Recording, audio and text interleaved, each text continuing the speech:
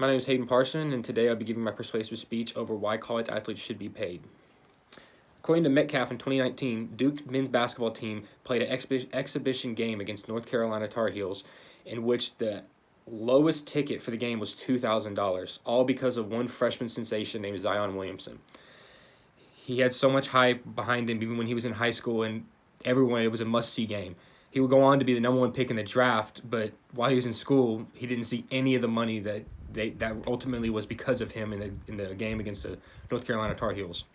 I watched sports my whole life, mainly college, and seeing the student athletes make these universities millions of dollars without seeing a dime of it is wrong in my eyes.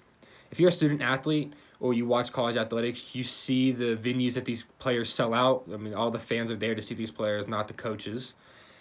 And they're not seeing a dime of it, and which is my eyes, like I said, to reiterate myself, I think it's wrong and unjust.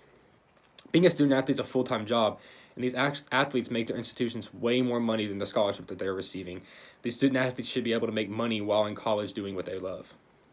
First, I will discuss how these athletes put their body at risk every game. Second, I will discuss how the countless hours that they put in, leaving no time for another source of income such as a job. And finally, I will state the amount of money that the NCAA makes off of these athletes and why these athletes should be able to make money while in college. According to Actual Risk in 2020, statistics reveal that about 90% of student athletes report some type of sports-related injury while in school, and 54% of these athletes play through injuries. Anyone who's ever played sports knows that injuries are a part of the game. You just hope that it's not too bad of an injury or career-threatening. Most student athletes feel that there's a lot of pressure on them. I mean, the college is paying their way through school, so they're going to try to play through injury because they have a lot of people relying on them. According to Reyes in 2019, athletes like Carl Hardrick, who lost his basketball scholarship at Oklahoma University after he tore his meniscus, are examples that universities only care about the ability of the player to perform, which is wrong on so many levels in my eyes. Now that I've discussed how these college athletes put their bodies at risk each game, I will discuss the countless hours they put into their craft. Most student athletes have zero downtime during the day and no time for another source of income. On top of being a full-time student, they have film study, practices, and various workouts to attend, leaving zero time for any outside source of income.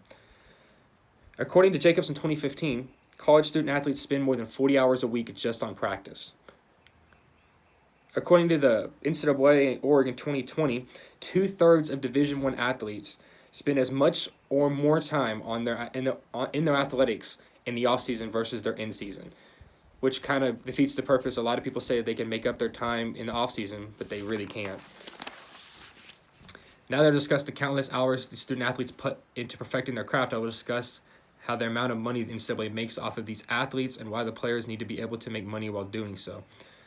According to Parker in 2019, last year, the NCAA pulled in $933 million in revenue from media rights, ticket sales, scholarships, and television ads based on the NCAA tournament.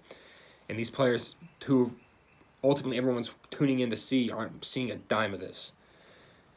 The NCAA makes billions and billions of dollars. Meanwhile, the student athletes cannot even sell their own autograph to a fan to get a little bit of spending money. College athletes have to sign contracts through the NCAA stating that they will not receive any money from anyone while being a student athlete. These athletes should be able to make money off of jersey sales that they're clearly them but have no name on the back. You can go to any sporting goods store and see a college athletic jersey that just has the number and no name, but everyone knows who that is. This past month, the quarterback for Clemson, Trevor Lawrence, him and his girlfriend have started a GoFundMe page for the COVID-19 relief, and it was taken down temporarily due to violations from the NCAA. The NCAA would later release a statement saying that it was okay with them, but the fact that it even has to come up is just wrong in my eyes. I mean, it's a selfless act on Trevor Lawrence's part, and I think it's unjust that they even have to discuss it.